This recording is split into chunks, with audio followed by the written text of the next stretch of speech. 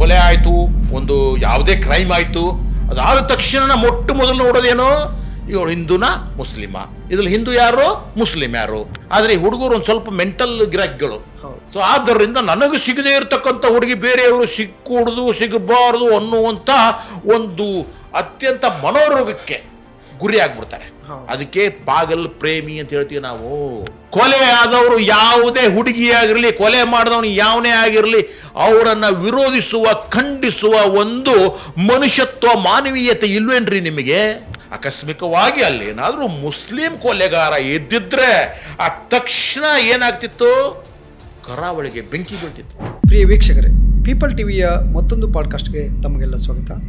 ಇನ್ನು ಇತ್ತೀಚೆಗಷ್ಟೇ ಮಂಗಳೂರು ಹತ್ತಿರದ ಬಂಟ್ವಾಳದ BC ರೋಡಿನ ಒಂದು ಬಸ್ ಸ್ಟ್ಯಾಂಡ್ನಲ್ಲಿ ಲಾವಣ್ಯ ಅನ್ನುವ ಒಂದು ಹದಿಹರೆಯದ ಹುಡುಗಿಯ ಕೊಲೆ ಆಯಿತಲ್ಲ, ಆ ಕೊಲೆ ಹಿಂದೂ ಹುಡುಗ ಮತ್ತು ಹಿಂದೂ ಹುಡುಗಿಯ ಮಧ್ಯೆ ನಡೆಯುವಂಥದ್ದು. ಅಕಸ್ಮಾತ್ ಈ ಕೊಲೆ ಯಾರೊಬ್ಬ ಮುಸ್ಲಿಂ ಹುಡುಗನ ಮಾಡಿದರೆ ಏನಾಗ್ಬೋದಿತ್ತು, ಆಗಬಹುದಾದ ದೊಡ್ಡ ಅನಾಹುತ ಇದರಿಂದ ತಪ್ಪಿದಂತಾಗಿದೆ ಅನ್ನೋದು ಭಾಳಷ್ಟು ಜನರ ಅಭಿಪ್ರಾಯ. ಇವೆಲ್ಲ ವಿಚಾರಗಳ ಕುರಿತು ಇವತ್ತಿನ ಈ ಪಾಡ್ಕಾಸ್ಟಲ್ಲಿ ಮಾತಾಡ್ತಾ ಹೋಗೋಣ. ನಮ್ಮ ಜೊತೆಗಿದ್ದಾರೆ ಶಶಿಕಾಂತ್ ಎಡಹಳ್ಳಿ, ರಾಜಕೀಯ ವಿಶ್ಲೇಷಕರು ಮತ್ತು ಬರಹಗಾರರು. ಸರ್ ನಮಸ್ಕಾರ. ಸರ್, ಇದು ಈ ಲಾವಣ್ಯಳ ಕೊಲೆ ಆಯ್ತಲ್ಲ, ಇದಕ್ಕೆ ಏನು ಕಾರಣ ಇರ್ಬೋದು ಮತ್ತು ಏನು ಅಕಸ್ಮಾತ್ ಇದು ಬೇರೆ ಧರ್ಮದವರಾಗಿದ್ದರೆ ಏನೆಲ್ಲ ಆಗ್ಬೋದಿತ್ತು ಅನಿಸುತ್ತೆ ನಿಮಗೆ ಅಂತ? ಕೊಲೆ ಯಾರೇ ಮಾಡಿದ್ರು ಅದು ಖಂಡನೀಯ. ಹೌದು, ಅದಕ್ಕೆ ಜಾತಿ ಧರ್ಮ ಬೇಕಿಲ್ಲ. ಸೊ ಆದ್ದರಿಂದ ಆರೋಪವೇ ಅಪರಾಧ, ಅಪರಾಧವೇ ಅಪರಾಧಿಯೇ. ಸೊ ಅದ್ರ ಒಳಗಡೆಗೆ ಧರ್ಮ ಹುಡುಗೋ ಕೆಲಸ ಇದೆಯಲ್ಲ, ಅದನ್ನು ಮಾಡ್ತಕ್ಕಂಥದ್ದು ದೊಡ್ಡ ಅಪರಾಧ. ಒಂದು ಕೊಲೆ ಆಯಿತು, ಒಂದು ಯಾವುದೇ ಕ್ರೈಮ್ ಆಯಿತು, ಅದಾದ ತಕ್ಷಣ ಮೊಟ್ಟ ಮೊದಲು ನೋಡೋದೇನೋ ಇವಳು ಹಿಂದೂನ ಮುಸ್ಲಿಮ, ಇದ್ರಲ್ಲಿ ಹಿಂದೂ ಯಾರು ಮುಸ್ಲಿಂ ಯಾರು, ಯಾರ ಕೈವಾಡ ಇದೆ, ಅವ್ರ ಹಿನ್ನೆಲೆ ಏನು, ಬರೀ ಇದನ್ನೇ ಕಂಡುಹಿಡಿತಕ್ಕಂಥ ಅತ್ಯಂತ ಕ್ರೂರ ಮನಸ್ಥಿತಿ ಇದೆ ಅಲ್ವಾ, ಅದು ಮೊದಲನೇದಾಗಿ ಖಂಡನೀಯ. ಅದು ಸೊ ಅಲ್ಲೇ ಆಗಿದ್ದೇನ್ರಿ, ಅಲ್ಲಾಗಿರೋದು ಇಷ್ಟೇ ಸರ್. ಒಬ್ಬನಿದಾನ ಚೇತನ್ ಅಂತ ಒಬ್ಬ ಹುಡುಗ, ಅವನೇನು ಮಾಡಿದಾನೆ, ಒಂದು ಹುಡುಗಿನ ಪ್ರೀತಿಸ್ತಾ ಇದ್ದ. ಅವಳೇನು ಹೊರಗಿನವಳೇನಲ್ಲ, ಅವಳು ದೂರದ ಸಂಬಂಧಿ, ಪರಿಚಯ ಆಗಿದೆ. ಆ ನಂತರ ಅವಳು ಇಷ್ಟಪಟ್ಟಿದ್ದಾರೆ, ಪ್ರೀತಿಸಿದ್ದಾರೆ, ಓಡಾಡಿದ್ದಾರೆ. ಆ ನಂತರ ವೈಮನಸ್ಸು ಬಂದಿದೆ. ಒಂದು 4 ವರ್ಷದಿಂದ ಆ ಹುಡುಗಿ ಅವ್ರಿಗೆ ನಿರಾಕರಿಸಿದ್ದಾರೆ, ದೂರ ಇದ್ದಾರೆ, ಬೇಡ ನನಗೆ ಬೇಕಾಗಿಲ್ಲ ಅಂತ. ಸೊ ಆದ್ದರಿಂದ ಆ ಹುಡುಗನು ಇಷ್ಟ ಇಲ್ಲ ಅಂದರೆ ಬಿಟ್ಟು ಹೋಗ್ಬೋದಾಗಿತ್ತು. ಆದರೆ ಈ ಹುಡುಗರು ಒಂದು ಸ್ವಲ್ಪ ಮೆಂಟಲ್ ಗಿರಾಕಿಗಳು. ಸೊ ಆದ್ದರಿಂದ ನನಗೆ ಸಿಗದೇ ಇರತಕ್ಕಂಥ ಹುಡುಗಿ ಬೇರೆಯವರು ಸಿಕ್ಕೂಡುದು ಸಿಗಬಾರ್ದು ಅನ್ನುವಂಥ ಒಂದು ಅತ್ಯಂತ ಮನೋರೋಗಕ್ಕೆ ಗುರಿ ಆಗ್ಬಿಡ್ತಾರೆ. ಅದಕ್ಕೆ ಪಾಗಲ್ ಪ್ರೇಮಿ ಅಂತ ಹೇಳ್ತೀವಿ ನಾವು. ಬಹುಶಃ ಹೆಣ್ಮಕ್ಳನ್ನ ಪುರುಷ ಪ್ರಧಾನ ವ್ಯವಸ್ಥೆಯಲ್ಲಿ ಒಂದು ರೀತಿಯಲ್ಲಿ ಆಸ್ತಿಯಲ್ಲಿ ನೋಡಲಾಗ್ತದೆ. ಇದು ನನ್ನ ಆಸ್ತಿ, ಬೇರೆಯವ್ರು ಸಿಗಬಾರ್ದು ಅನ್ನೋ ಥರದ್ದು ಒಂದು ಆಸ್ತಿ ಮತ್ತೊಂದು ಭೋಗದ ವಸ್ತು, ಅಷ್ಟೇ. ಈ ರೀತಿ ನೋಡ್ಲಾಗ್ತಕ್ಕಂಥ ಪುರುಷ ಪ್ರಧಾನ ವ್ಯವಸ್ಥೆ ಆಡಿದೆ. ಆದ್ದರಿಂದ ಇವಾಗ ಬಂಟ್ವಾಳದ್ದು ಬಂದ್ಬಿಟ್ರೆ ಕೇಸು, ಅವತ್ತು ಬಂದಿದ್ದಾರೆ, ಅವಳು ಬಸ್ಸಲ್ಲಿ ಕೂತಿದ್ದಾಳೆ, ಇವನು ಹೋಗಿದ್ದಾನೆ, ಜಗಳ ತೆಗೆದಿದ್ದಾನೆ, ಬಸ್ಸಿನಿಂದ ಆ ಹುಡುಗಿಯನ್ನು ಎಳೆದು ತಂದು ಅಲ್ಲಿ ಹಾಡು ಹಗಲೇ ಅವಳನ್ನು ತಲ್ವಾರ್ನಿಂದ ಕೊಚ್ಚಿ ಕೊಲೆ ಮಾಡಿ ಓಡೋಗಿದ್ದಾನೆ. ಇದು ಘಟನೆ ಆಗಿರೋದು. ಸೊ ಇದನ್ನ ಏನು ಮಾಡಬೇಕು, ಹಿಂದೂಗಳು, ಮುಸ್ಲಿಮರು, ಎಲ್ಲ ಜಾತಿ ಎಲ್ಲ ಧರ್ಮದವರು ಮನುಷ್ಯರು ಅನ್ನುವ ಪ್ರತಿಯೊಬ್ಬರೂ ಸಹಿತ ಖಂಡಿಸಬೇಕು, ವಿರೋಧಿಸಬೇಕು. ಆದರೆ ಬಂಟ್ವಾಳ ಅನ್ನೋದು ಈ ಒಂದು ಕರಾವಳಿ ಕರ್ನಾಟಕ, ಈ ಕರಾವಳಿ ಕರ್ನಾಟಕ ಅನ್ನೋದು ಕೋಮುವಾದಿಗಳ ಪ್ರಯೋಗಶಾಲೆ ಇದ್ದ ಹಾಗೆ. ಹಿಂದೆ ಅಲ್ಲಿ ಬೇಕಾದಷ್ಟು ಹಲ್ಲೆಗಳು, ಹತ್ಯೆಗಳು ನಡೆದಿದ್ದಾವೆ, ಕೊಲೆಗಳು ಆಗಿದ್ದಾವೆ, ಹೊತ್ತಿ ಉರಿದಿದ್ದಾವೆ. ಹಿಂದೆ ಗೊತ್ತು ಪರೇಶ್ ಮೆಹ್ತಾ ಅಂತ ಒಂದು ಕೇಸು, ಅವನು ಪಾಡಿಗೆ ಅವನು ಬಿದ್ದು ಸತ್ತೋದ್ರೆ ಮುಸ್ಲಿಮರೇ ಅವರನ್ನು ಹೊಡೆದು ಕೊಂದು ಬಿಟ್ಟಿದ್ದಾರೆ, ಹಿಂದೂಗಳು ಅಪಾಯದಲ್ಲಿದ್ದಾರೆ, ಹಿಂದೂಗಳು ನೋಡಿ ಯಾವ ರೀತಿಯಾದಂಥ ಮುಸ್ಲಿಮರ ದೌರ್ಜನ್ಯಕ್ಕೊಳಗಾಗ್ತಾರೆ ಅಂತ ಬಾಯಿ ಬಡ್ಕೊಂಡು ಈ ಅಲ್ಲಿರ್ತಕ್ಕಂಥ ಈ ರಾಜಕಾರಣಿಗಳು, BJPಯವರು ಎಲ್ಲರೂ ಬಂದರು. ಶೋಭಾ ಕರಂದ್ಲಾಜೆ ಹೋದರು, ಅಲ್ಲಿರ್ತಕ್ಕಂಥ CT ರವಿ ಹೋದರು, ದ್ವೇಷ ಭಾಷಣ ಮಾಡಿದರು, ಮುಸ್ಲಿಮರನ್ನ ಕ್ರಿಮಿನಲ್ಸ್ಗಳು ಅಂತ ಬಿಟ್ಟು ಸಾಬೀತುಪಡಿಸೋಕ್ಕೆ ಪ್ರಯತ್ನ ಮಾಡಿದರು. ಇಡೀ ಕರಾವಳಿಯೇ ಹೊತ್ತಿ ಉರಿದು ಹೋಗ್ಬಿಡ್ತು. ಈ ಒಂದು ಪ್ರಯೋಗಶಾಲೆಯಲ್ಲಿ ಬೇರೆ ಕಡೆ ಎಲ್ಲ ಕಡೆಗೂ ಸಹಿತ ಕಾಂಗ್ರೆಸ್ ಬಂದರೆ ಅಲ್ಲಿರ್ತಕ್ಕಂಥ ಇಡೀ ಕರಾವಳಿಯಲ್ಲೆಲ್ಲ BJP MLAಗಳೇ ಬಂದಿದ್ರು, ಆರಿಸ್ಬಂದಿದ್ರು. ಬಿಕಾಸ್ ಈ ರೀತಿಯಾದಂಥ ಧರ್ಮದ್ವೇಷದ ಬಿತ್ತಿದ್ದಕ್ಕಾಗಿ ಅಲ್ಲಿ ಮುಸ್ಲಿಮರು ಹಿಂದೂಗಳು ಕೊಲೆ ಮಾಡಿದರು, ಹಿಂದೂಗಳು ಮುಸ್ಲಿಮರು ಕೊಲೆ ಮಾಡಿದರು. ಬರೀಯಲ್ಲಿ ಹತ್ಯೆ, ರಕ್ತಪಾತ. ಆದರೆ ಹೀಗೆ ಹತ್ಯೆ ಆದವರು, ಹಲ್ಲೆಗೊಳಗಾದವರು ಯಾರೂ ಈ BJP ರಾಜಕಾರಣಿಗಳ ಮಕ್ಕಳಲ್ಲ. ಎಲ್ಲ ಹೌದು. ಅವ್ರ ಸಂಬಂಧಿಕರು ಅಲ್ಲ, ಅಲ್ಲಿರ್ತಕ್ಕಂಥ ಮಧ್ಯಮ ವರ್ಗದವರು, ಕೆಳ ಮಧ್ಯಮ ವರ್ಗದವರು, ದುಡ್ಕೊಂಡು ತಿನ್ನೋರು, ಬಿಲ್ ಅವರು, ಅಲ್ಲಿರ್ತಕ್ಕಂಥ ಹುಡುಗರು, ಅವ್ರು ಯಾರೂ ಬ್ರಾಹ್ಮಣರು ಅಲ್ಲ, ಮೇಲ್ಜಾತಿಯವರು ಅಲ್ಲ.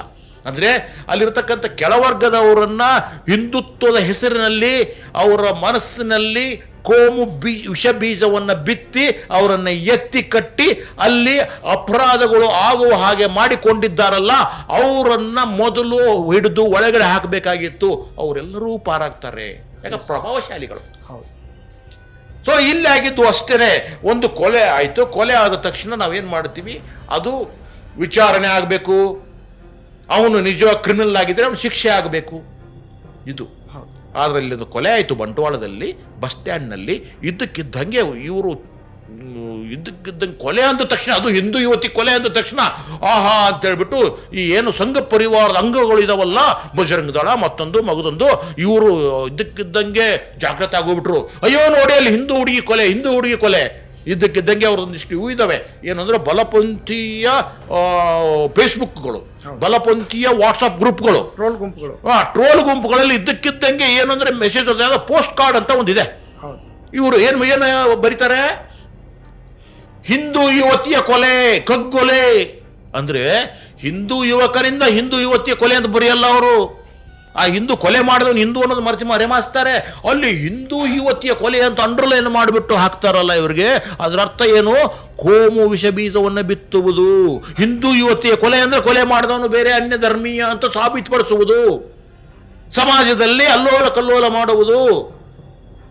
ಇದನ್ನ ಇಂಥ ನೀಚತನವನ್ನು ಮಾಡ್ತಾ ಇದ್ದಾರೆ.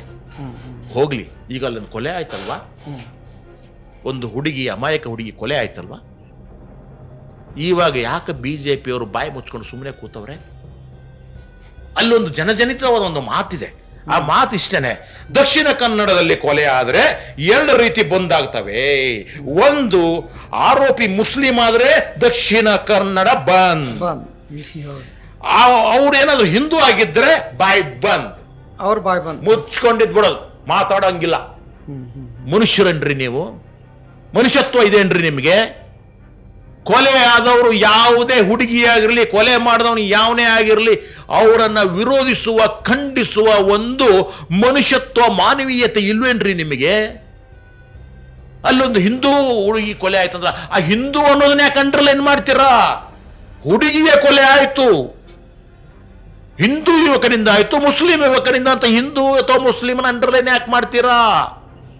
ಕೊಲೆ ಆಯ್ತು, ಕೊಲೆ ಆದವರು ಇಂಥವರು, ಕೊಲೆ ಮಾಡಿದವರು ಇಂಥವರು ಅಂತ ಅವ್ರ ಹೆಸರು ಹೇಳಬೇಕೇ ಹೊರತಾಗಿ ಅದು ಬಿಟ್ಬಿಟ್ಟು ಧರ್ಮವನ್ನ, ಜಾತಿಯನ್ನ, ಕುಲವನ್ನ, ಮತವನ್ನ ಸೇರಿಸುವ, ಆ ಮೂಲಕ ಸೌಹಾರ್ದತೆಯನ್ನ ಸಮಾಜದಲ್ಲಿ ನೀವು ಹದಗೆಡಿಸುವ ಕೆಲಸವನ್ನ ಮಾಡ್ತಾ ಇದ್ದೀರಲ್ಲ, ನೀವು ನಿಜಕ್ಕೂ ಜನದ್ರೋಹಿಗಳು.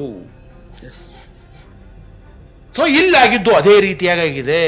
ಸೊ ಅದಕ್ಕೆ ಕೊಲೆ ಮಾಡಿದ್ದ ಆಕಸ್ಮಿಕವಾಗಿ ನೀವು ಹೇಳಿದ ಪ್ರಶ್ನೆಯನ್ನು ನಾನು ಉತ್ತರಿಸಬೇಕು ಅಂತಂದರೆ, ಅಲ್ಲೇನಾದರೂ ಒಬ್ಬ ಮುಸ್ಲಿಂ ಯುವಕ ಆಗಿದ್ದರೆ, ಹೆಂಗೆ ಧಾರವಾಡದಲ್ಲಿ ನೇಹ ಅನ್ನುವಂಥ ಒಬ್ಬ ಲಿಂಗಾಯತರ ಹುಡುಗಿಯನ್ನು ಒಬ್ಬ ಮುಸ್ಲಿಂ ಯುವಕ ಪ್ರೀತಿಸಿ ಹತಾಶನಾಗಿ ಕೊಲೆ ಮಾಡ್ತಾನೆ ಕಾಲೇಜ್ ಕ್ಯಾಂಪಸ್ನಲ್ಲಿ. ಅವಾಗ ಏನೆಲ್ಲ ಆಗುತ್ತೆ? ಆಕಸ್ಮಿಕವಾಗಿ ನೇಹ ಕೊಲೆ ಆಗಿದ್ರೆ ಈ ಜೋಶಿ ಅನ್ನುವಂಥವನು MP ಆಗ್ತಿರ್ಲಿಲ್ಲ. ಇದ್ದಕ್ಕಿದ್ದಂಗೆ ನೋಡಿ ಹಿಂದೂಗಳ ಕೊಲೆ, ಲವ್ ಜಿಹಾದ್, ಹಿಂದುತ್ವ ಅಪಾಯದಲ್ಲಿದೆ, ಹಿಂದೂಗಳ ಅಪಾಯದಲ್ಲಿದೆ ಅಂತ ಹೇಳ್ತಾ ದ್ವೇಷವೆಲ್ಲ BJPಯ ನಾಯಕರು ಹೋದ್ರಲ್ಲಪ್ಪ. ಹೋಗ್ಬಿಟ್ಟು ಸಾಂತ್ವನ ಹೇಳಿದ್ದೇನು, ಅಯ್ಯೋ ಅವ್ರ ವಿರುದ್ಧ ಭಾಷಣಗಳನ್ನು ಮಾಡಿದ್ದೇನು, ಈ ಎಲ್ಲ ಮಾಡಿ ಅಲ್ಲಿರ್ತಕ್ಕಂಥ ಜನರನ್ನ ದಿಕ್ಕು ತಪ್ಪಿಸಿದ್ರಲ್ಲ, ಅಲ್ಲಿ BJP ಸೋಲ್ತಕ್ಕಂಥ BJP ಕ್ಯಾಂಡಿಡೇಟ್ನ ಗೆಲ್ಲಿಸಿದ್ರಲ್ಲ ನೀವು. ಇದು ಧಾರ್ಮಿಕ ಧ್ರುವೀಕರಣ ಮಾಡ್ಕೊಂಡು ಕೂತ್ಕೊಂಡಿದ್ದೀರಲ್ವಾ. ಅದೇ ರೀತಿಯಾಗಿ ಇಲ್ಲಿಯೂ ಸಹಿತ ಬಂಟ್ವಾಳದ ಕೇಸಲ್ಲಿ ಪ್ರಯತ್ನ ಅಂತೂ ನೀವು ಮಾಡಿದ್ದೀರಿ. ಆಕಸ್ಮಿಕವಾಗಿ ಅಲ್ಲೇನಾದರೂ ಮುಸ್ಲಿಂ ಕೊಲೆಗಾರ ಇದ್ದಿದ್ರೆ ಆ ತಕ್ಷಣ ಏನಾಗ್ತಿತ್ತು? ಕರಾವಳಿಗೆ ಬೆಂಕಿ ಬೀಳ್ತಿತ್ತು. ಸಂಘ ಪರಿವಾರದ ಅಂಗಗಳೆಲ್ಲವೂ ಸಹಿತ ಬಾಯಿ ಬಡ್ಕೊಂಡು ಬೀದಿಗಳು ತಂಗಿ ಹೇಳ್ತಿದ್ರು. ಈ ನಮ್ಮ CT ರವಿ ಇದಾರಲ್ಲ, ಹಿಂದುತ್ವದ ಗುತ್ತಿಗೆದಾರರು, CT ರವಿ, ಸುನಿಲ್ ಕುಮಾರು, ಆ ಶೋಭಕ್ಕ ಅಂದ್ರೆ ಶೋಭಾ ಕರಂದ್ಲಾಜೆ, ಇವರೆಲ್ಲ ಓಡೋಗ್ತಾ ಇದ್ರು. ಅಲ್ಲಿ ಓಡಿ ಹೋಗ್ಬಿಟ್ಟು ಇದ್ದಕ್ಕಿದ್ದಂಗೆ ದ್ವೇಷ ಭಾಷಣ ಶುರು ಮಾಡ್ಬಿಡ್ತಾ ಇದ್ರು. ಲವ್ ಜಿಹಾದ್, ಲವ್ ಜಿಹಾದ್, ನೋಡಿ ಹಿಂದೂ ಹುಡುಗಿಯರು ಈ ರಕ್ಷಣೆ ಇಲ್ಲ ಇಂತ ಬಾಯಿ ಬಡ್ಕೊಳ್ತಾ ಇದ್ರಲ್ಲ ಸ್ವಾಮಿ. ಇವಾಗ ಯಾಕೆ ಒಬ್ಬರು ಹೋಗಿಲ್ಲ, ಯಾಕೆ ಸಾಂತ್ವನ ಹೇಳಿಲ್ಲ? ಅಲ್ಲಿ ಸತ್ತಿರೋಳು ಹುಡುಗಿ ಅಲ್ವಾ, ಅಲ್ಲಿ ಸತ್ತಿರೋಳು ಹಿಂದೂ ಅಲ್ವಾ? ಹಿಂದೂಗಳ ಬಗ್ಗೆ ಬಹಳ ಕಾಳಜಿ ಇಟ್ಟಿದ್ದೀರಲ್ಲ ನೀವು. ಆ ಹಿಂದೂ ಹುಡುಗಿಯ ಸಾಂತ್ವನ ಹೇಳಲಿಕ್ಕೆ ಯಾಕಪ್ಪ ನೀವು ಹೋಗಲಿಲ್ಲ ಇಲ್ಲಿವರೆಗೂ? ವಿಜಯೇಂದ್ರ ಏನನ್ನ, ಅಶೋಕು, ಚಲುವಾದಿ ನಾರಾಯಣ ಸ್ವಾಮಿ ಎಲ್ಲ ಕಡೆ ಏನಾದರೂ ಈ ಥರ ಹಿಂದೂ ಮುಸ್ಲಿಂ ಹುಡುಗ ಹುಡುಗಿ ಸಮಸ್ಯೆ ಆದರೆ ಬಾಯಿ ಬಡ್ಕೊಂಡು ಅಂಗಿ ಹರ್ಕೊಂಡು ಓಡಿ ಹೋಗಿ ಅಲ್ಲಿ ಮಾತಾಡಿಸ್ತೀರ ನೀವು. ಅವ್ರು ಏನು ತನ್ನ ಜೇಬಿನಿಂದ ಚೆಕ್ಗಳನ್ನು ಕೊಡ್ತಾ ಇರೋದು, ಪರಿಹಾರ ತೆಗೆದುಕೊಂಡ್ಬಿಡಿ. ಯಾಕೆ ಇವಾಗ ಹಿಂದೂ ಹುಡುಗಿ ಸತ್ತೋಗಿದ್ದಾಳೆ, ಹಿಂದೂ ಹುಡುಗಿಯ ಮೇಲೆ ಹಲ್ಲೆ ಆಗಿದೆ, ಹಿಂದೂ ಹುಡುಗಿಯ ಮೇಲೆ ಹತ್ಯೆ ಆಗಿದೆ. ಆದ್ದರಿಂದ ನೀವು ಹೋಗಿ ಚೆಕ್ಗಳನ್ನು ತೆಗೆದುಕೊಂಡು ಹೋಗಿ ಅವ್ರ ಮನೆಗೆ ಹೋಗಿ ಸಾಂತ್ವನ ಹೇಳಿ ಚೆಕ್ಗಳನ್ನು ಕೊಡಿ, ಪರಿಹಾರವನ್ನು ಕೊಡಿ. ಯಾಕೆ ಕೊಡ್ತಾ ಇಲ್ಲ ನೀವೆಲ್ಲರೂ ಸಹಿತ? ಯಾಕೆ ಹಿಂದೂ ಸತ್ತಿರೋವಳ ಹಿಂದೂ ಅವಳಲ್ವಾ? ಆದರೆ ಕೊಂದಿರೋನು ಹಿಂದೂ ಅಲ್ವಾ? ಅದೇ ಸಮಸ್ಯೆ ಇವ್ರಿಗೆ. ಬಹಳ ಬೇಜಾರಾಗಿ ಹೋಗ್ಬಿಟ್ಟಿದೆ. ಅಯ್ಯೋ, ಒಂದು ಗೋಲ್ಡನ್ ಅಪಾರ್ಚುನಿಟಿ ರೀ, ಬಂಗಾರದಂಥ ಚಾನ್ಸ್ ಮಿಸ್ ಆಗೋಗ್ಬಿಡ್ತಲ್ಲ. ಆಕಸ್ಮಿಕವಾಗಿ ಅವನು ಏನಾದರೂ ಸಾಬಿ ಆಗೋಗ್ಬಿಟ್ಟಿದ್ರೆ ನಾವು ಕರಾವಳಿ ಬೆಂಕಿ ಹಾಕ್ಬೋದಾಗಿತ್ತು, ಅದನ್ನು ಇಡೀ ರಾಜ್ಯಾದ್ಯಂತ ವಿಸ್ತರಿಸಬಹುದಾಗಿತ್ತು, ಸರ್ಕಾರವನ್ನ ನಾವು ಕತ್ತಿಗೆ ಹಿಡಿಬಹುದಾಗಿತ್ತು. ಡಿ ಕೆ ಶಿವಕುಮಾರ್ ಈ ಸದ್ಯಕ್ಕೆ ನೈತಿಕ ಹೊಣೆಯನ್ನು ಹೊತ್ತು ರಾಜೀನಾಮೆ ಕೊಟ್ಟು ಬಿಡಬೇಕು ಅಂತ ಒತ್ತಾಯಿಸಬಹುದಾಗಿತ್ತು. ಇಂಥ ಒಂದು ಚಾನ್ಸ್ ಮಿಸ್ ಆಯ್ತಲ್ಲ ಸ್ವಾಮಿ. ಏನ್ರಿ ಇದು ಅಂತ ಈಗ ಕೈ ಹೆಚ್ಚಿಕೊಳ್ತಾ ಇದ್ದಾರೆ, ಬೇಜಾರು ಮಾಡ್ಕೊಳ್ತಾ ಇದ್ದಾರೆ. ಆದ್ದರಿಂದ ಒಂದು ಅವಕಾಶ ತಪ್ಪು ಹೋಗ್ಬಿಡ್ತಲ್ಲ ಅಂತ ಹೇಳ್ತಾ ಇದ್ದಾರೆ. ಆದರೆ ಇದು ನೀಚ ಬುದ್ಧಿ. ಹೆಣ ಬಿದ್ದರೆ ಹೆಣದ ಮೇಲೆ ರಾಜಕೀಯ ಮಾಡ್ತಕ್ಕಂಥ ಅನಿಷ್ಟ ಜನ ಇದ್ದಾರಲ್ಲ, ಇವರನ್ನ ಮೊದಲು ಒದ್ದೋಡಿಸ್ಬೇಕಾಗಿದೆ. ಹೆಣ ಬಿತ್ತು ಅಂತಂದ್ರೆ, ಒಂದು ಶವ ಬಿತ್ತು ಅಂತಂದ್ರೆ ಅದಕ್ಕೆ ಕಾರಣ ಆಗಿರತಕ್ಕಂಥ ಯಾವುದೇ ಧರ್ಮದ ವ್ಯಕ್ತಿ ಇದ್ರೂ ಅದನ್ನ ವಿರೋಧಿಸುವ ಮತ್ತು ಅಲ್ಲಿ ಹತ್ಯೆಗೆ ಒಳಗಾಗಿರ್ತಕ್ಕಂಥ ಸಾಂತ್ವನ ಹೇಳುವ, ಅವರ ಕುಟುಂಬಕ್ಕೆ ಕಣ್ಣೀರನ್ನು ಒರೆಸುವ ಕ್ರಿಯೆಯನ್ನ ಮಾಡಬೇಕಾಗಿರೋದು ಮನುಷ್ಯರಾಗಿರ್ತಕ್ಕಂಥವ್ರ ಧರ್ಮ ಅಲ್ವಾ, ಮನುಷ್ಯತ್ವ ಅಲ್ವಾ? ಆದ್ರೆ ಅದನ್ನು ಮಾಡ್ತೀರನ್ರಿ ನೀವೆಲ್ಲರೂ. ಯಾಕೆ ನೇಹಾ ಮನೆಗೆ ಓಡೋಗಿದ್ದಲ್ವಾ ನೀವೆಲ್ಲರೂ ಸಹಿತ ಗುಂಪು ಗುಂಪಾಗಿ ಸಾಂತ್ವನ ಹೇಳಿದ್ದು? ಇವಾಗ ಏನಾಯ್ತು? ಒಂದಲ್ಲ ಹಲವಾರು ಹಿಂದೂ ಹುಡುಗಿಯರು ರೇಪ್ ಆಗಿದೆ, ಹಲವಾರು ಹಿಂದೂ ಹುಡುಗರು ಕೊಲೆ ಆಗಿದೆ ಅಲ್ವಾ? ಅವಾಗ ಯಾಕ್ರಿ ಹೋಗಲಿಲ್ಲ? ಇದು ಲವ್ ಹಿಂದೂ ಜಿಹಾದ್ ಅಂತ ಹೋಗ್ಬೇಕಾಗಿತ್ತು, ನೀವು ಹೋಗಿಲ್ವಲ್ಲ. ಅಂದ್ರೆ ನಿಮ್ಮ ಉದ್ದೇಶ ಏನು? ಸಮಾಜದಲ್ಲಿ ಸೌಹಾರ್ದತೆಯನ್ನು ಹಾಳು ಮಾಡೋದು, ಧರ್ಮವನ್ನು ಒಡೆಯೋದು, ದೇಶ ಭಾಷಣ ಮಾಡುವುದು ಮಾತ್ರ ಅಲ್ವಾ? ಸೊ ಆದ್ದರಿಂದ ವಿಜಯೇಂದ್ರರವರೇ, ಅಶೋಕರವರೇ, ಮೊದಲು ಹೋಗಿ ನಮ್ಮ ಹಿಂದೂ ಹುಡುಗಿ ಒಬ್ಬರು ಅನ್ಯಾಯವಾಗಿ ಸತ್ತೋಗಿದ್ದಾಳೆ, ಕೊಲೆಯಾಗಿದ್ದಾಳೆ, ಅವ್ರಿಗೆ ಹೋಗಿ ಪರಿಹಾರ ಕೊಡ್ತಕ್ಕಂಥ ಕೆಲಸವನ್ನು ಮೊದಲು ಮಾಡಿ, ಆ ನಂತರ ಮಾತಾಡಿ ನೀವು ನಾಯಕರು ಅಂತ ಹೇಳಿಬಿಟ್ಟು ಆಗಿದ್ರೆ. ಸೊ ಆದ್ದರಿಂದ ಅಪರಾಧಗಳನ್ನು ಅಪರಾಧವಾಗಿ ನೋಡಬೇಕೇ ಹೊರತಾಗಿ ಅದರಲ್ಲಿ ಜಾತಿ ಧರ್ಮ ಹುಡುಕಬಾರ್ದು. ಹಿಂಸಾಚಾರಗಳನ್ನು ಧಾರ್ಮಿಕ ಮತ್ತು ರಾಜಕೀಯ ಧ್ರುವೀಕರಣಕ್ಕೆ ಯಾವುದೇ ಕಾರಣಕ್ಕೂ ಬಳಸ್ಕೊಳ್ಬಾರ್ದು. ಸಮಾಜದಲ್ಲಿ ದ್ವೇಷ ಅಥವಾ ಆವೇಶವನ್ನು ಸೃಷ್ಟಿಸಿ ಸೌಹಾರ್ದತೆಯನ್ನು ಹಾಳು ಮಾಡ್ತಕ್ಕಂಥ ಈ ಜನಪ್ರತಿನಿಧಿಗಳಿದ್ದಾರಲ್ಲ, ಹಾಗೂ ಈ ಸಂಘಿ ಸಂತಾನಗಳು ಹುನ್ನಾರಗಳಿದ್ದಾವಲ್ಲ, ಅವುಗಳನ್ನು ಜನರು ಅರ್ಥ ಮಾಡ್ಕೋಬೇಕಾಗಿದೆ. ಆದ್ದರಿಂದ ಜೀವನೇ, ಅದು ಯಾವ ಧರ್ಮದ ಜೀವ ಆದರೂ ಜೀವ ಹಾನಿ ಆಯಿತು ಅಂದರೆ ಅದರ ಪರವಾಗಿ ನಿಂತ್ಕೋಬೇಕಾಗತ್ತೆ. ಯಾರೋ ಆ ಜೀವ ಹಾನಿ ಮಾಡಿದಾರೋ ಅದನ್ನು ಖಂಡಿಸಬೇಕಾಗತ್ತೆ. ಆ ಕೆಲಸವನ್ನು ನೀವು ಮಾಡಿಲ್ಲ ಅಂದರೆ ನೀವು ನಿಜಕ್ಕೂ ಮನುಷ್ಯರು ಅಲ್ಲ. ಸೊ ಆದ್ದರಿಂದ ಧರ್ಮದ ಆಧಾರದಲ್ಲಿ ಕೋಮ ಪ್ರಚೋದನೆ ನೀಡ್ತಕ್ಕಂಥ ಈ ಜನ ಇದ್ದಾರಲ್ಲ ಸಂಘಿಗಳು, ಇವರು ತಮಗೆ ಅನುಕೂಲ ಆಗುವ ಆಯ್ದ ಪ್ರಕರಣಗಳನ್ನ ಮಾತ್ರ ತೆಗೆದುಕೊಳ್ತಾರೆ, ಹುಯಿಲೆಬ್ಬಿಸ್ತಾರೆ, ಕೋಮು ಪಡೆಗಳನ್ನು ಎಚ್ಚರಿಸ್ತಾರೆ, ಅಲ್ಲಿ ಒಂದು ಕೋಮು ದ್ವೇಷವನ್ನು ಹರಡಿಸ್ತಾರೆ, ಸಮಾಜದ ಸೌಹಾರ್ದತೆಯನ್ನು ಹಾಳು ಮಾಡ್ತಾರೆ. ಇದನ್ನು ಎಲ್ಲಿವರೆಗೂ ಕರಾವಳಿಯ ಭಾಗದ ಪ್ರತಿಯೊಬ್ಬನೂ ಅರ್ಥ ಮಾಡ್ಕೊಳ್ಳೋದಿಲ್ವೋ ಅಲ್ಲಿವರೆಗೂ ನೀವು ನಿಮ್ಮ ನೆಮ್ಮದಿಯನ್ನು ಕಳ್ಕೊಳ್ತೀರಾ. ನಿಮ್ಮ ಇದಕ್ಕೆ ಬೆಂಕಿ ಹಚ್ಚುವ ಜನ ಬೇಕಾದಷ್ಟಿದ್ದಾರೆ. ಆದ್ದರಿಂದ ಹಿಂಸೆ ಹಲ್ಲೆಯನ್ನು ಯಾವ ಧರ್ಮದವರಾದರೂ ಮಾಡಲಿ, ಧರ್ಮಾತೀತವಾಗಿ ಎಲ್ಲರೂ ಖಂಡಿಸಬೇಕು. ಇದ್ದಕ್ಕಿದ್ದಂಗೆ ಒಂದು ಕೊಲೆ ಆದರೆ ಏನು ಮಾಡ್ತಾರೆ? ನೇಣಾಕ್ಬಿಡಿ, ಎನ್ಕೌಂಟರ್ ಮಾಡಿಬಿಡಿ, ಸಾಯಿಸ್ಬಿಡಿ, ತುಂಡು ಮಾಡಿಬಿಡಿ. ಹಾಗಾದ್ರೆ ಎಲ್ಲಾನು ಪೊಲೀಸರೇ ಮಾಡೋದಾಗ್ಬಿಟ್ರೆ ನೀವು ಸರ್ಕಾರ ಯಾಕಿದೆ, ಕಾನೂನು ಯಾಕಿದೆ? ಯಾವುದೇ ಕೊಲೆ ಆಗಲಿ, ಯಾವುದೇ ಅಪರಾಧ ಆಗಲಿ, ಅದಕ್ಕೆ ಒಂದು ಸಂವಿಧಾನ ತನ್ನದೇ ಆದಂಥ ಚೌಕಟ್ಟು ಇದೆ, ರೂಲ್ಸ್ ಇದೆ. ಆದ್ದರಿಂದ ಅವರನ್ನು ಬಂಧಿಸಬೇಕು, ವಿಚಾರಣೆ ಮಾಡಬೇಕು. ಆ ನಂತರ ಅವರು ನಿಜಕ್ಕೂ ಆ ರೀತಿಯಾದಂಥ ಹತ್ಯೆ ಮಾಡಿದರೆ, ಹಲ್ಲೆ ಮಾಡಿದರೆ, ಅಪರಾಧ ಮಾಡಿದರೆ ಕಾನೂನು ಪ್ರಕಾರವಾಗಿ ಅವ್ರಿಗೆ ಜೀವಾವಧಿ ಕೊಡ್ತಿರೋ ಮರಣದಂಡ ಕೊಡ್ತೀನೋ ಅದನ್ನು ಸರ್ಕಾರ ಅಲ್ಲ ನ್ಯಾಯಮೂರ್ತಿಗಳು ಡಿಸೈಡ್ ಮಾಡ್ತಾರಲ್ವಾ. ಆದ್ರೆ ಇವರೇ ಡಿಸೈಡ್ ಮಾಡಿಬಿಡ್ತಾರೆ, ಮಾಡ್ಬಿಡಿ, ಎನ್ಕೌಂಟರ್ ಮಾಡಿಬಿಡಿ. ಅದು ಕಾನೂನು ಪ್ರಕಾರ ಅಪರಾಧ. ಅವನು ಪೊಲೀಸರೇ ಮಾಡಲಿ, ಅದನ್ನು ಬೇರೆ ಯಾರೇ ಮಾಡಲಿ. ಕೊಲೆ ಒಬ್ಬರು ಮಾಡಿದ ಅಂತಂದ್ರೆ ನಾವು ಇನ್ನೊಂದು ಕೊಲೆ ಮಾಡೋದು, ಕೊಲೆ ಮಾಡೋದಿದೆ ಅಲ್ವಾ, ಇದು ಹಿಂಸೆಗೆ ಹಿಂಸೆ ಆಗಿ ಹೋಗ್ಬಿಡುತ್ತೆ. ಆ ಅಧಿಕಾರವನ್ನು ಸಂವಿಧಾನ ಯಾರಿಗೂ ಕೊಟ್ಟಿಲ್ಲ, ಕೊಡೋದಿಲ್ಲ. ಆದ್ದರಿಂದ ಅದಕ್ಕೆ ನ್ಯಾಯಾಂಗ ಅಂತ ಒಂದಿದೆ, ಅದು ಅದನ್ನು ಯೋಚನೆ ಮಾಡುತ್ತೆ. ಆದ್ದರಿಂದ ಆರೋಪಿಗಳಿಗೆ ನಾವು ಮಾಡಬೇಕಾಗಿರೋದು ಏನಂದರೆ, ಅಪರಾಧಿ ಇದ್ದಾರಲ್ವಾ, ಆ ಅಪರಾಧಿಗೆ ಕಠಿಣ ಶಿಕ್ಷೆಯನ್ನು ಕೊಡಬೇಕು ಅಂತ ಸರ್ಕಾರವನ್ನು ಒತ್ತಾಯಿಸಬಹುದು. ಕಾನೂನು ಪ್ರಕ್ರಿಯೆಯನ್ನ ಬಹಳ ಶೀಘ್ರವಾಗಿ ಮಾಡಿ ಅಂತ ಹೇಳಬಹುದು. ಅದು ಬಿಟ್ಟು ಕೊಲ್ರಿ ಅನ್ನೋದು ಹಿಂಸಾತ್ಮಕ ಮನೋಭಾವ. ಆ ಹಿಂಸಾತ್ಮಕ ಮನೋಭಾವ ಜನ ಸಮುದಾಯದಲ್ಲಿ ಬೇಕಾಗಿಲ್ಲ.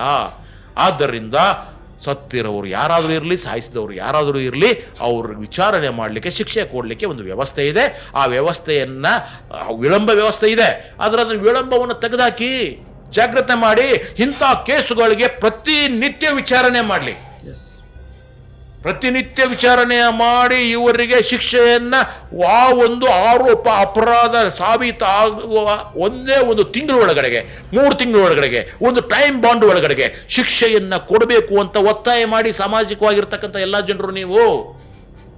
ಆದ್ದರಿಂದ ದಯವಿಟ್ಟು ಇದು ಒಂದು ಕೇಸಲ್ಲ, ಇಂಥ ಹಲವಾರು ಕೇಸುಗಳಾಗಿದ್ದಾವೆ. ಕೊಲೆ ಅನ್ನುವುದು ಇದು ನಿರಂತರವಾದ ಪ್ರಕ್ರಿಯೆ ಆಗಿಬಿಟ್ಟಿದೆ. ಜನ ಹಿಂಸೆಗೆ ಬಹಳ ಬೇಗ ಅಟ್ರಾಕ್ಟ್ ಆಗ್ತಾ ಇದ್ದಾರೆ. ಅದು ಯುವ ಜನರು ಇದ್ದಾರಲ್ಲ, ತುಂಬ ಬೇಗ ಹತಾಶೆ ಆಗ್ತಾ ಇದ್ದಾರೆ. ಯಾಕಂದರೆ ಅವ್ರಿಗೆ ಸರಿಯಾದ ಉದ್ಯೋಗ ಇಲ್ಲ, ಸರಿಯಾದ ಶಿಕ್ಷಣ ಇಲ್ಲ, ಸರಿಯಾಗಿ ಬದುಕು ಕಟ್ಟಿಕೊಳ್ತಕ್ಕಂಥ ಯಾವ ಅವಕಾಶಗಳೂ ಇಲ್ಲ. ಇಂಥ ಸಂದರ್ಭದಲ್ಲಿ ಏನಾಗುತ್ತೆ, ಹತಾಶೆ ಮನೋಭಾವದಲ್ಲಿ ಯಾವುದೋ ಒಂದು ಪ್ರೇಮ ಫೇಲ್ಯೂರ್ ಆದರೆ ಈ ಕೊಲೆ ಮಾಡುವ ಅಥವಾ ಆತ್ಮಹತ್ಯೆ ಮಾಡಿಕೊಳ್ಳುವ ಪ್ರಕ್ರಿಯೆ ಹೆಚ್ಚಾಗ್ತಾ ಹೋಗ್ತಾ ಇದೆ. ಇದಕ್ಕೆ ಮೊದಲನೇದಾಗಿ ಸರ್ಕಾರ ಹೆಂಗೆ ಪರಿಹಾರ ಕಂಡುಕೊಳ್ಳುತ್ತೆ? ಮನೋವೈದ್ಯರನ್ನು ಯಾಕೆ ನೇಮಿಸೋದಿಲ್ಲ? ಈ ಒಂದು ವಿಚಾರವನ್ನು ಸರ್ಕಾರ ಯೋಚನೆ ಮಾಡಬೇಕು. ಅದಕ್ಕೋಸ್ಕರನೇ ಒಂದು ಡಿಪಾರ್ಟ್ಮೆಂಟ್ನೇ ಮಾಡ್ಕೊಳ್ಳಿ. ಒಟ್ಟಾರೆಯಾಗಿ ಎಲ್ಲಿಯವರೆಗೂ ಯುವ ಜನಾಂಗನ ನೀವು ಎಂಗೇಜ್ ಮಾಡಿಡೋದಿಲ್ವೋ? ಯಾವುದ್ರಲ್ಲಿ ಎಂಗೇಜ್ ಮಾಡಬೇಕು? ಶಿಕ್ಷಣ ವ್ಯವಸ್ಥೆಯಲ್ಲಿ. ಯಾವುದಕ್ಕೆ ಮಾಡಬೇಕು? ಉದ್ಯೋಗದಲ್ಲಿ. ಅದರಲ್ಲಿ ಎಂಗೇಜ್ ಮಾಡಿಡೋದಿಲ್ವೋ ಅಲ್ಲಿವರೆಗೂ ಸಹಿತ ಇಂಥ ಕೊಲೆಗಳು, ಇಂಥ ಹತ್ಯೆಗಳು, ಇಂಥ ಹಲ್ಲೆಗಳು, ಇಂಥ ಗಲಾಟೆಗಳು ಆಗ್ತಾನೆ ಇರ್ತವೆ. ಆದ್ದರಿಂದ ಕ್ರೈಮನ್ನು ತಡೆಯುವ ಒಂದೇ ಒಂದು ಕೆಲಸ ಅನ್ನಂದರೆ ಯುವ ಜನರಿಗೆ ಕೆಲಸ ಕೊಡೋದು, ವಿದ್ಯಾರ್ಥಿಗಳಿಗೆ ಶಿಕ್ಷಣ ಕೊಡುವುದು.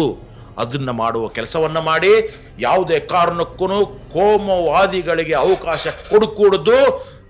ಅಪರಾಧ, ಕೊಲೆಗಾರ, ಧರ್ಮ ಯಾವುದಾದರೂ ಇರಲಿ, ಅವರಿಗೆ ಶಿಕ್ಷೆ ಆಗಬೇಕು. ಆದ್ದರಿಂದ ಬಂಟ್ವಾಳದಲ್ಲಿ ಕೊಲೆಗೀಡದಂಥ ಆ ಲಾವಣ್ಯರಿಗೆ ನ್ಯಾಯ ಸಿಗಬೇಕು, ಪರಿಹಾರ ಸಿಗಬೇಕು. ಅವ್ರ ಕುಟುಂಬದವರ ಕಣ್ಣೀರನ್ನು ಒರೆಸುವ ಕೆಲಸವನ್ನು BJP, ಸಂಘ ಪರಿವಾರ ಆದಿಯಾಗಿ ಎಲ್ಲರೂ ಮಾಡಬೇಕಾಗಿರೋ ಕೆಲಸ. ಅದನ್ನು ಮಾಡಿದರೆ ನೀವು ಮನುಷ್ಯರು, ಇಲ್ಲ ಅಂತಂದರೆ ನಿಮ್ಮಂಥ ಹಿಂಸಾತ್ಮಕ ಪ್ರಾಣಿಗಳು ಬೇರೆ ಎಲ್ಲೂ ಇಲ್ಲ ಅಂತ ನಾವು ಅಂದ್ಕೊಳ್ತಿದ್ದೀವಿ ಅಷ್ಟೇ. ಧನ್ಯವಾದಗಳು ಸರ್.